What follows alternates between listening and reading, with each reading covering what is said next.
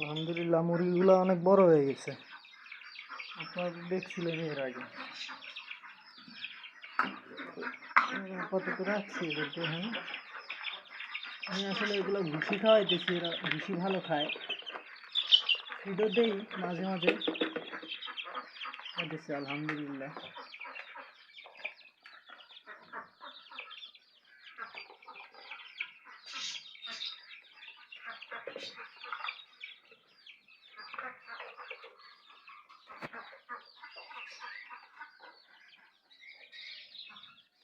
আরও মুরগি ছাড়বো এখানে। আলহামদুলিল্লাহ সব ভালো হইতেছে, দেখা যাক, আল্লাহ ভরসা।